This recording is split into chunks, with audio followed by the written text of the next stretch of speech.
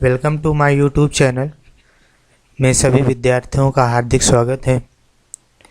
आज हम यहाँ पर सीखने वाले ओम्स लॉ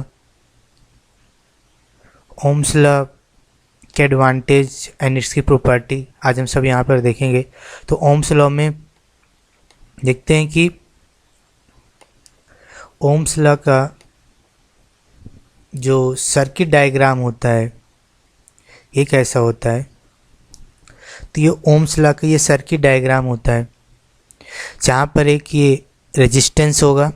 रेजिस्टेंस को नॉर्मली वायर होता है और वायर रेजिस्टेंस क्या होता है पहले तो ये समझते हैं।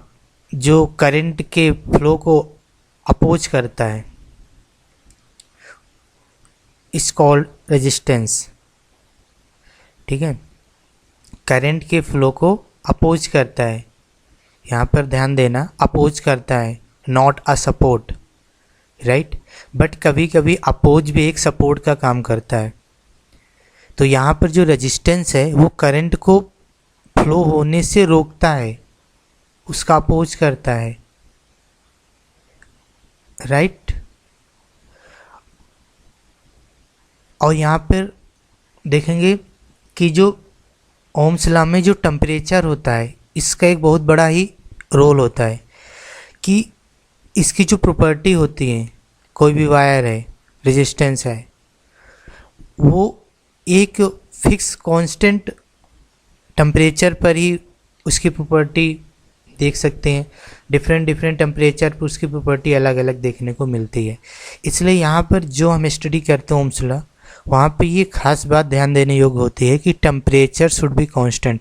वहाँ पे कांस्टेंट टेम्परेचर पे स्टडी की गई होती है, इसलिए यहाँ पे लिख देते हैं कि temperature should be constant. Temperature वहाँ पर चेंज नहीं होना चाहिए कि कभी 40 डिग्री सेल्सियस हुआ तो कभी 37 डिग्री सेल्सियस हुआ, है ना। एक रूम टेम्परेचर हुए, कोई भी मतलब फिक्स कांस्टेंट टेम्परेचर पर ये सारी प्रॉपर्टी देखी जाती हैं, तभी स्टडी होके आती है, राइट। क्योंकि टेम्परेचर का इफेक्ट पड़ता है वायर में, right. Wire is a Ohm's law study, right. अब यहाँ पर देखो, अब यहाँ पर देखेंगे कि जो ओम्स लॉ में करंट जो फ्लो होता है, अभी जैसे ये डायग्राम दिखाया, ये डायग्राम में देखा कि ये करंट फ्लो हो रहा है, यहाँ पर हम बैटरी लगा दिए, वोल्टेज करंट ये प्लस है, ये पॉजिटिव है, राइट। यहाँ पर क्या, ये पॉजिटिव है एंड देन निगेटिव। तो करंट जो फ्लो होता है वो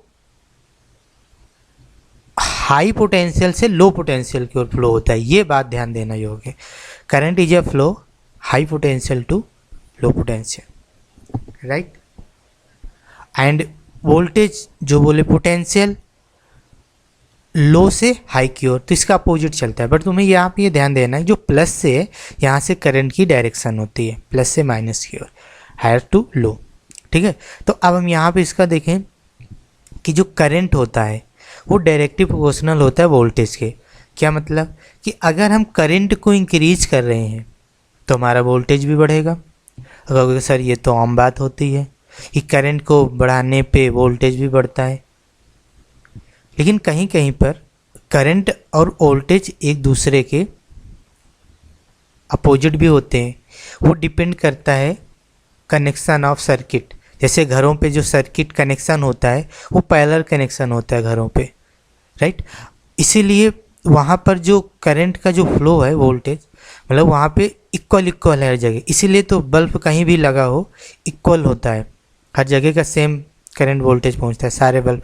ऐसा नहीं कि लाइट आई तो जहाँ से डायरेक्ट मान लो पोल से तुम्हारा वायर कनेक्ट है तो जो पोल के पास वाला जो बल्ब होगा उसको ज़्यादा करंट मिल जाएगा, ज़्यादा करंट मीन्स ज़्यादा वोल्टेज, तो ज़्यादा तेज़ जलेगा। इसके बाद जो अंदर सबसे लास्ट वाले कमरे में जो बल्ब लगा होगा वहाँ पर पहुँचते पहुँचते करंट कम हो जाएगा तो वो स्लो जलेगा। ऐसा नहीं होता, ऐसा तब होता अगर घर के कनेक्शन जो हो सीरीज में कनेक्ट होते। इसलिए घर के सारे कनेक्शन जो होते हैं वो पैरेलल में होते हैं, ठीक है। चलो इसका भी आगे और डिटेल से बात करेंगे। तो अब हम पढ़ रहे थे current directly proportional to voltage current, right. अब इसका हम ज़रा ग्राफ देख लेंगे कि इसका ग्राफ कैसे बनेगा। तो ये देखो VI ग्राफ होता है, voltage current graph, right. Voltage current graph में देखते हैं कि जो अब यहाँ पर हमें पता है कि ये क्या होती है, ये एक्स एक्सिस होती है, ये वाई एक्सिस। अब इसको ड्रा कैसे करेंगे, तो देखो जब हमें इतना तो कॉमन सी बात पता होता है कि ये जो होता है ये एक्स एक्सिस होता है और ये क्या होता है, ये वाई एक्सिस होता है, राइट। तो जब हम वी आई ग्राफ ड्रॉ करने की बात करें, क्वेश्चन अगर बोल दे कोई टीचर कि वी आई ग्राफ बनाओ, तो हम देखेंगे जो एक्स पहले आता है वाई बाद में, बोलते हैं ना एक्स वाई ग्राफ पे बनाना, एक्स वाई पे और वी आई, तो जो एक्स है वो वी से वी की तरफ होगा और जो वाई है वो आई की तरफ। मेरे बताने की मतलब है कभी अगर तुमने इसको यहाँ पे आई लिख दिया और यहाँ पे वी लिख दिया और ये ऐसे बना दिया तो ये गलत हो जाएगा, राइट। इसकी मतलब एक्स एक्सिस पे वोल्टेज होना चाहिए और वाई एक्सिस पे करंट होना चाहिए, राइट। और ये क्या होता है, ये कांस्टेंट है। इसकी मीनिंग क्या आई, कांस्टेंट की मीनिंग ये है कि अगर हम इसमें जितना भी वोल्टेज बढ़ाएंगे तो करंट भी उतना इंक्रीज होता जाएगा। देखो अगर एक फिक्स पॉइंट पर अगर यहाँ पे 1 है, 2 है एंड 3 है, तो यहाँ पर 1 2 3, इसलिए तो यहाँ बताया गया ना कि current is directly proportional to voltage. अब ये चीज़ को हम अच्छे से समझ सकते थे ग्राफ में, राइट। तो वी आई ग्राफ ड्रा करना सीख गए, एक्स एक्सिस पे वी, वाई एक्सिस पे आई, और इसका ग्राफ क्या होता है, कांस्टेंट, राइट। अब इसके हम कुछ यूनिट की बात कर लेते हैं, ठीक है। पहले इसका फॉर्मूला देख लेते हैं, फॉर्मूला क्या होता है। तो फॉर्मूला क्या हो जाएगा, अब V directly proportional to I, Ohm's law जो होता है V इक्वल आई आर, तो V इक्वल आई आर को कैसे ड्रॉ करते हैं, voltage is directly proportional to I, V proportional I, तो V इक्वल प्रोपोर्शनल क्या हो गया R, R क्या हो गया, ये R जो है ये क्या, ये प्रोपोर्शनली कांस्टेंट है, तो ये क्या है, ये क्या है R, R जो है ये कांस्टेंट वैल्यू है। तो जब V प्रोपोर्शनल टू I, तो V प्रोपोर्शनल को हटाया और R लग दे। अब ये प्रोपोर्शनल क्या है, ये R, इसीलिए बोला गया था यहाँ पे टेम्परेचर शुड बी कांस्टेंट। ये प्रोपोर्शनल हमारा चेंज होता रहता है अकॉर्डिंग टू टेम्परेचर, R की वैल्यू चेंज हो जाती है अकॉर्डिंग टू टेम्परेचर, टेम्परेचर कम ज़्यादा पे R की वैल्यू चेंज होती है, इसीलिए फर्स्ट लाइन में बोला गया कि टेम्परेचर शुड बी कांस्टेंट। जब टेम्परेचर कांस्टेंट होगा तो ये प्रोपोर्शनल की वैल्यू भी फिक्स होगी, तब हम इसको V इक्वल आई आर ये ड्रॉ हो जाता है ओम्स लॉ। तो ओम्स लॉ में R, तो अब यहाँ से R इक्वल क्या हो जाएगा, R इक्वल हो जाएगा V अपॉन आई, राइट, ये हो जाता है इसका। अब इसकी कुछ यूनिट की बात कर लें। अब यूनिट हम क्या क्या देखें, वोल्टेज और करंट और रेजिस्टेंस। तो यूनिट ऑफ करंट की बात करें तो यूनिट ऑफ जो करंट होता है ना, तो यूनिट ऑफ करंट होता है एम्पियर, ठीक है। यूनिट ऑफ करंट एम्पियर, इसको ए से भी डिनोट कर देते हैं, राइट। तो unit of current ampere, unit of current ampere. और यूनिट ऑफ वोल्टेज क्या होता है, यूनिट ऑफ वोल्टेज क्या होता है, ये होता है यूनिट ऑफ वोल्टेज वोल्ट।